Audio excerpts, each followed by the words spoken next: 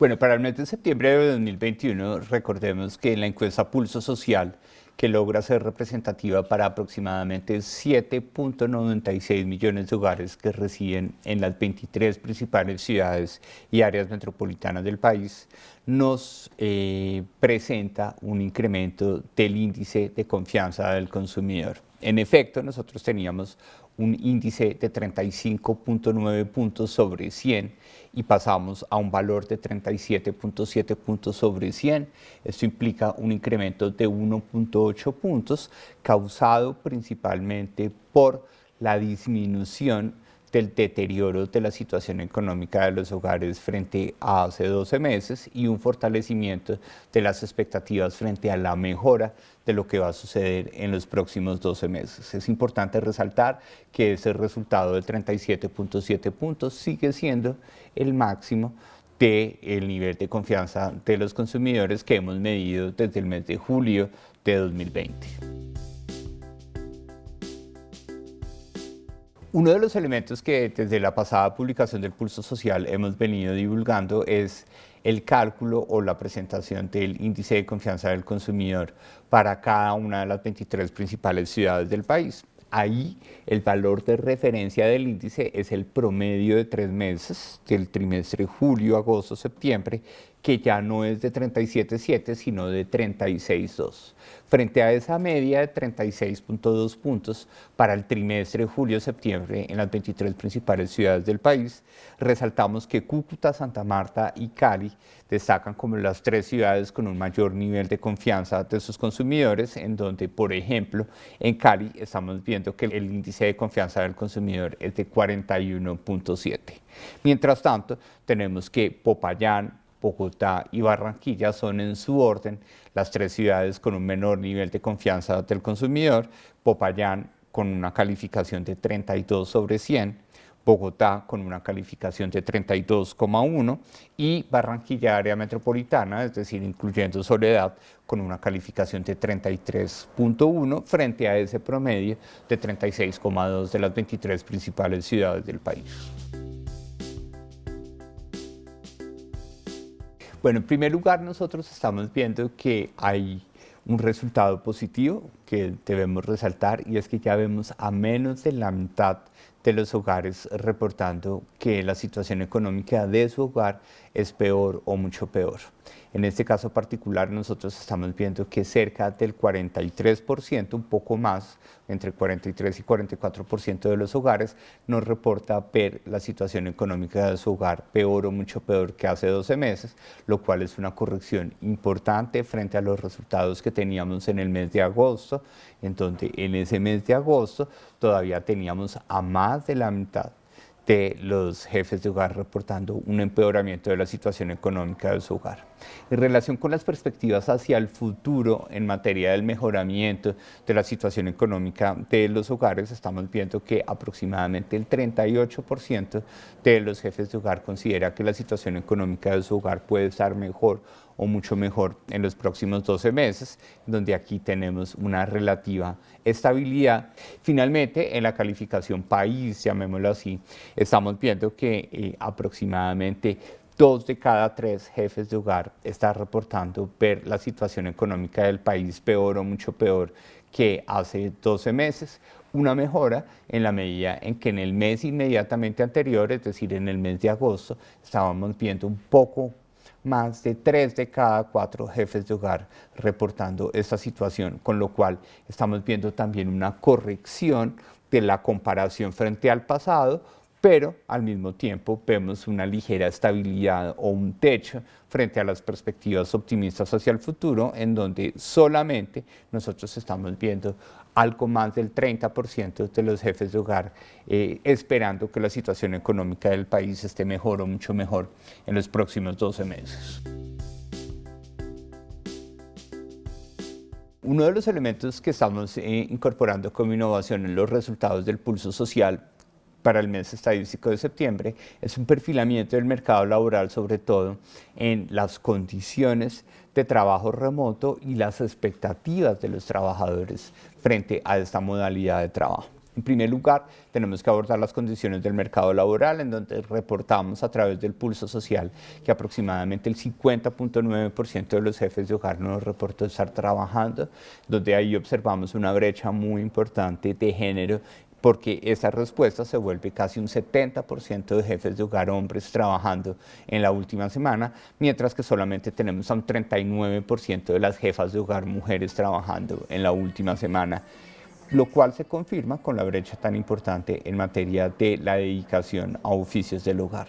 Una vez tenemos esto claro, estamos identificando que el 11.2% de los jefes de hogar, hombres y mujeres de las 23 principales ciudades del país, están trabajando de forma remota, bien sea por la modalidad de teletrabajo, por la modalidad de trabajo en casa u a través de otros tipos de modalidad virtual del trabajo.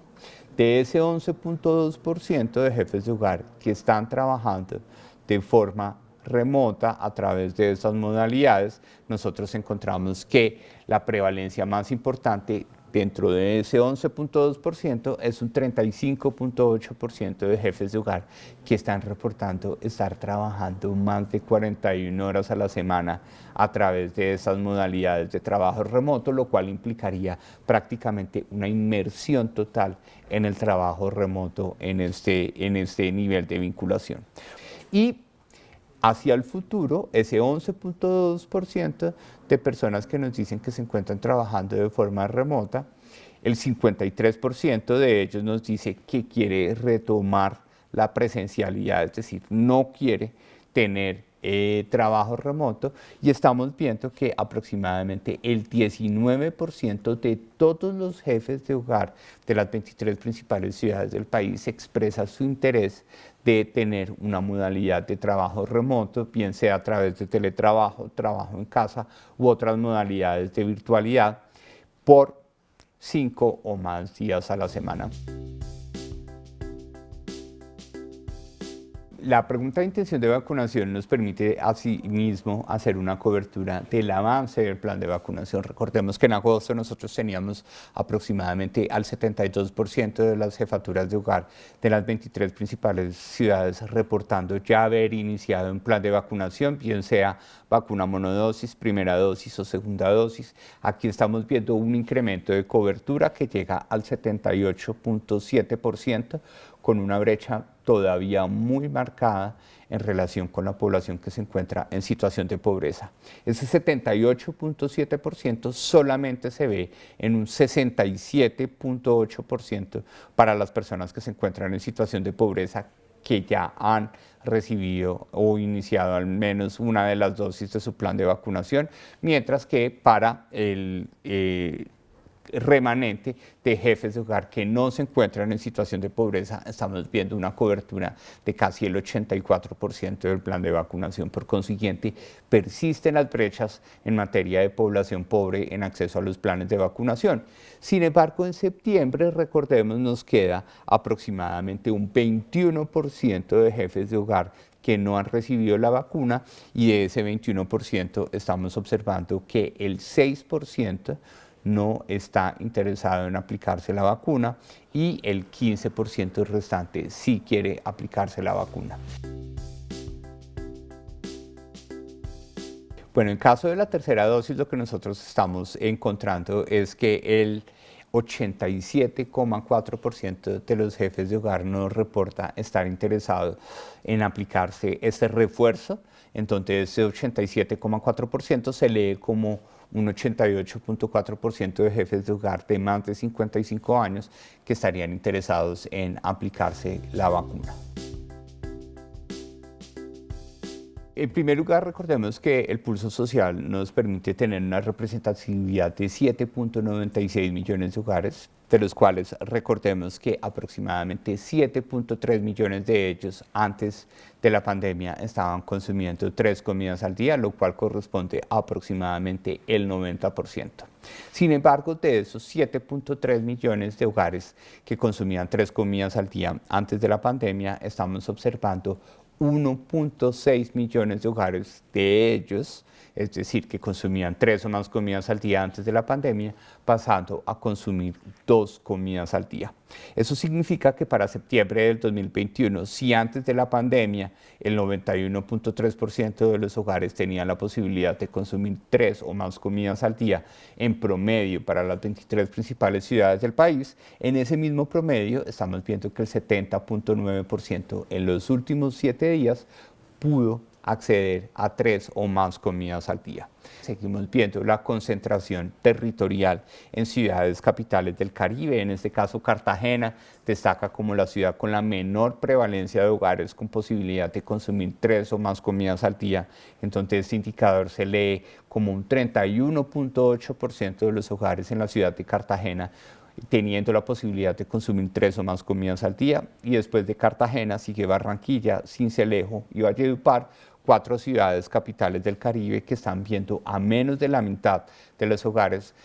teniendo la posibilidad de consumir 3 comidas al día. Mientras tanto, otras ciudades están destacando como aquellas que permiten una mayor cantidad de hogares consumiendo 3 comidas al día en los últimos 7 días. En este caso, Riohacha, Cali, Tunja y Bucaramanga son las 4 ciudades en donde estamos viendo a más del 83% de los hogares consumiendo 3 comidas al día en los últimos 7 días.